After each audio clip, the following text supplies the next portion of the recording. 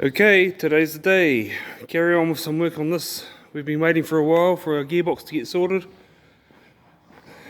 Here is our 727, looking shiny, ready to go in. We've got all our bits and bobs ready, so hopefully it should be pretty straightforward. Fingers crossed.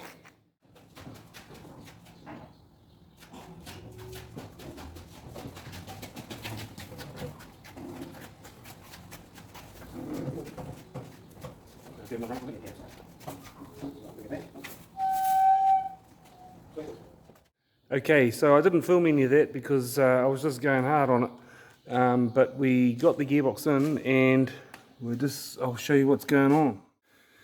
Rightio, we have got the gearbox in. It was quite tricky. There was a slight difference in the bell housing. I'll show you what it was. I'll just grab a torch. That top stud there was no hole in the bell housing for it, so we had to put it in. The dowels all lined up, but we had to put it in, mark it all, take it back out, tap and drill and tap it, sorry. For some reason the side of the block goes upwards when it goes towards that bolt. Whereas if you look at this side, oh, you can't even see it now. You can't even see it. It's just straight. On the other gearbox we have over here,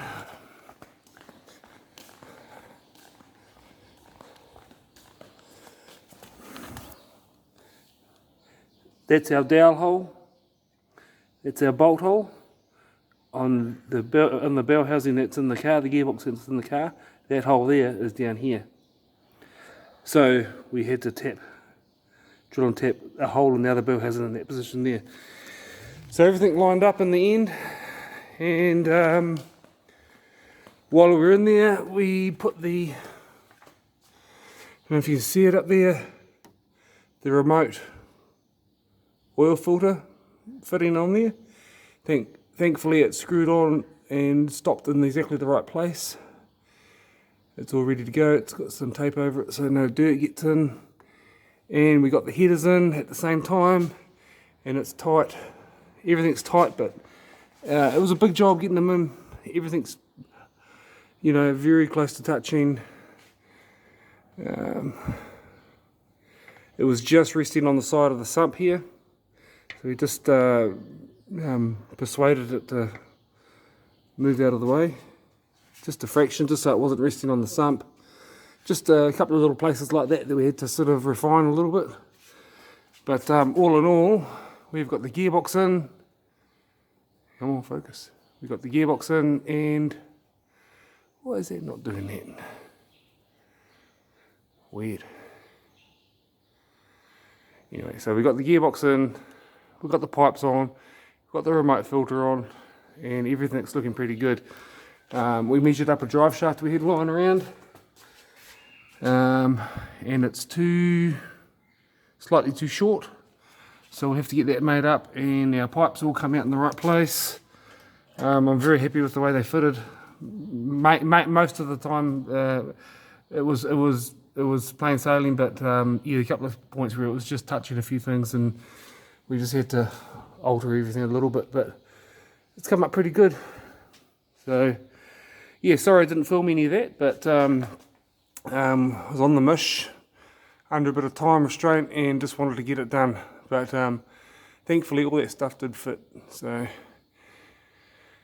we'll carry on. None of these videos are really going to make much sense.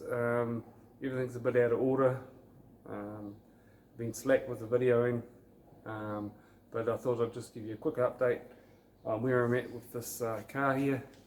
And people have been asking, so here it is. Sorry about the poor lighting in here, but anyway, so we've got the engine in, we've got this radiator in that didn't really fit. It's obviously out of something slightly different. It's wider than what it's supposed to be, but we sort of made it fit. It's probably good to have a slightly bigger radiator than is necessary for something like this, but yeah, it's not the right radiator, but we did make it fit. Sort of made up some new mounts for it. We've got the lighting's bad, sorry, but we've got the leads sort of where they need to be, distributor cap on, little laid out sort of nicely, got the coil down there all ready to go. The leads are a little bit long, but the leads that come with the motor, and I didn't really want to chop up brand new leads and muck around with them. I think at this stage we'll just run with them. They're not the end of the world, but I would like them just possibly a little bit shorter. But we can sort that out after anyway. The brakes are all done. We've got the booster on in the right place with the angled bracketry. The brake lines are done, plumbed up, bled, got pressure, no leaks. Everything's looking pretty good in that department. We've got our carburetor linkages all done. Original throttle cable, had to make up some bracketry here to make it all happen. I've got to still put a return spring, a second return spring on it. We've got a flexible kick down line pressure cable. That's all plumbed in pretty well. So we're getting there. What else we got here? Inside we have nothing to look at, it's all standard in here, but we've got the gear stick, all the linkages made to fit and work with the 727 as opposed to the old transmission, which was completely different. So we've sort of chopped and modified it there underneath to make it all happen, and everything lines up, and we've got it synced properly for each gate on the stick. And so yeah, it's looking pretty good. So yeah, not much to report, and like I said, these videos are a bit out of order and a bit higgledy-piggledy, but it's an update nonetheless. So, and yes, the whole car's covered up because I was doing some painting over there, but this car's safe, so it's all good. Oh, anyway, by the way, does anybody want to buy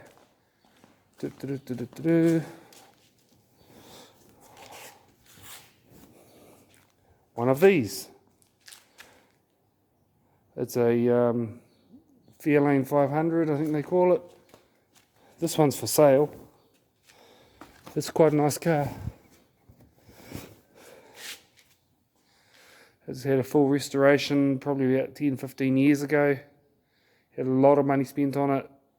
It's a 302 V8 auto C4, I think. But it's quite a nice car. Anyway, hit me up if you want to have a test drive on it. I'm helping the old boy sell it, so all good.